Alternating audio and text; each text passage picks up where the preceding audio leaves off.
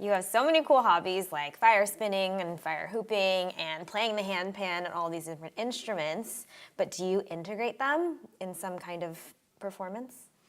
They definitely come together in different ways, and I would do all of them in every show if the venues would permit. Okay. But it's a little complicated when you're lighting stuff on fire. People don't let you do that. You can't just walk into like the Whiskey A Go-Go and start fire hooping. They get a little, hate that even though I place. feel like it would really fit the history of that place, it would be pretty appropriate. But yeah, but well, I mentioned before that time that someone came to me and said, I need a video with epic handpan music and fire spinners.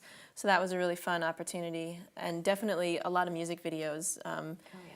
As a musician, then other musician friends are like, hey, wait, you do fire too, cool. And that's been a really interesting thing where I actually used to have cards with the fire on one side and music on the other, because when I'm in a room full of musicians, they're like, oh, you do fire? Perfect. And then when I'm in a room full of fire spinners, then being a musician is a commodity. They're like, oh, we always need music for things, or just even to play. And one of the events that I started playing is called Ignite, and that's a fire spinning festival that they do in Joshua Tree every year. And so a lot of the musicians that perform there are also fire performers, because you understand what people like to dance to, you know. So that's a really fun, I get up and do the solo Ableton type performance, and there are usually a couple hundred fire spinners in the fire circle in front of me, so. Have you ever spun fire while playing an instrument at the same time? I have, actually. How? Yes. How are you doing It these things? limits what you can do. Well, my little sister is my little sister, so she was working on figuring out how to hula hoop and play trombone and tap dance at the same time. Okay. Yeah, so, you know, we all have this crazy, wow. desire to combine art forms, but I think in everything that I do, I really enjoy interesting juxtapositions. I feel like that's really the essence of what strikes us as beautiful. You know, you've seen something, but you've never seen it quite like that. Or you see something familiar that you connect with, a sound that you hear that reminds you of something, or, you know, an instrument, like take the flute and then put it in a new context, and it's like a rock what is band. that? Exactly. So things that bring together elements in new ways, that's always what I'm going after. So anytime I find something unique, and what can I do with this? Right. Or is there anything you're working on right now that would be a juxtaposition? Definitely. I mean, I think I'm doing an album right now.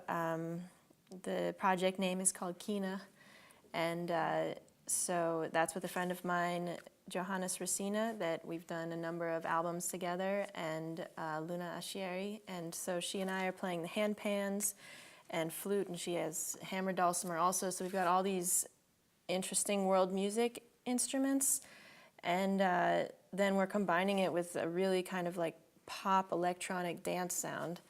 So that's a really fun project to work on, to like explore. You create a new sound throughout. I've got another project that I'm working on with Robbie Krieger from The Doors, and that one is more, we also have the handpan in it, and then we've got Robbie's playing, which has his classic sound, and Michael Dumas recorded it at their Horse Latitude studio, and he just has an amazing setup for like classic analog recording. So it's got these kind of vintage feels, but then I brought in a lot of the synths and electronic stuff with the handpan and the flute, so it's very eclectic in the elements that came together to make it happen. Oh, that's so neat. When can I look forward to hearing these things?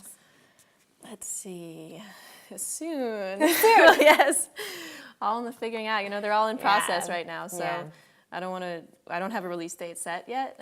So they're all coming up in the near future. Yeah. Is there anyone else that you've worked with in the past that has been particularly exciting to you? I've been fortunate to get to play with a lot of really great musicians. There's a sort of all-star jam that Robbie does every year that is a St. Jude's benefit, and so once I started playing with him, then through that we've had people from, let's see, we had the guys from Alice in Chains out one year, the guys from Chicago I've gotten to play with a bunch, a lot of the Frank Zappa's band. Just, I can't even think, Berlin, all these people that have been, it's just so cool to get to know. Alice Cooper, that one was really fun. He's really chill. Yeah. So I got to sing backups on Schools Out. That was really fun. Interesting. Yeah. He's chill. I don't know if that's what would come to mind, but Sit sure. around and tell stories. I don't know. He's got a nice, fireside demeanor. And I got to teach Slash's family piano for a while, so that was What are they like? That, they were always super cool to me. Yeah? It was great, yeah. Fun household, and That's so cool. yeah. That, and more recently, because I got into the Ableton stuff, then I do a lot with hip hop lately. So I've been making a lot of beats. That's a nice juxtaposition. Yeah, so that's another perfect example of juxtaposition, using because having live instruments in the context of hip hop, then it, just it adds a different sound that nobody else has, your same voice, nobody else plays that instrument the exact same way you do. So if you've got a trap beat and then flute on it, then whoa, what is this? So. Wow. Do you have anything on your music bucket list, like people to work with or an instrument that you want to master? Oh my goodness. I would love to get to jam with Santana. I would like to manifest that one. We're putting that out in the universe. Santana, if you're watching. Yes. This girl. That would be fun. He's a huge influence of my dad's, and Really? my dad is a sax wow, player. Yeah.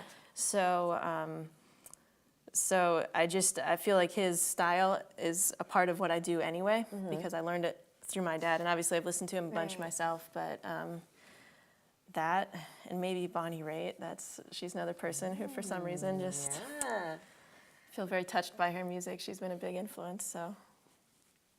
As you can tell, eclectic, because even these things are all over the map. That's great. But I love it. Why only do one thing if you can do all of these different things? Right? Just enjoy the world.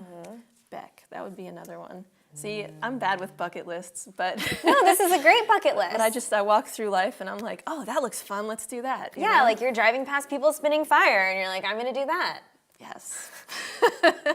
Pretty much. Yeah. What are on your hobby bucket list? Do you have any interesting like skydiving? Would you ever go skydiving? Well, actually, it's funny when you mentioned the driving by fire spinning and how that was. I had an experience in Yosemite last year, which this is actually on my blog on my website because it was so wild. What's your blog website? It's aebness.com, so AeBness.com. So you can find out my stuff there and the full story of this. But my sister and I went to Yosemite, and we were camped, and they have like a hostel-style campground where it's shared campsites. You get to meet everybody, a lot of backpackers staying there. So we end up on this hike through a few feet of snow, and it was a confusing trail to follow because of the snow. So we ended up hiking with some people that we had seen at our campground, and they were going to meet people who had set up a high line. And I had never seen one of these. I knew nothing about it, and I saw it, and it was exactly like when I saw the fire spinners. So I'm like, I know this feeling. I need to do this. And most people start training at 4 feet off the ground, but this thing was set up 2,000 feet in the air over Yosemite Valley across a fissure. I'm freaking out, and I'm not even. It was wild, yeah. But we went and we watched them for 20 minutes, and I had to sit by the edge of the cliff for a while so that I could get comfortable just with that, and then got myself to go out on this thing. I could not stand up on it. That'll take a while. But I would definitely explore that some more, because when you talk about trying to understand your mind through a state of fear and adrenaline and figure out what's the true voice as opposed to what's just, your fear instincts going off. Can you stay in the zone through that? And that's, every bone in your body is telling you, this is wrong, don't do this. You're dying. So, yeah, that would be a hobby bucket list one. This girl's crazy. That was one of my crazier moments. My older sister was, of course, the older sister with me. My little sister would have been out there ahead of me, but my older sister was like, Abe, the mom in me is screaming right now. Are you sure you want to do this?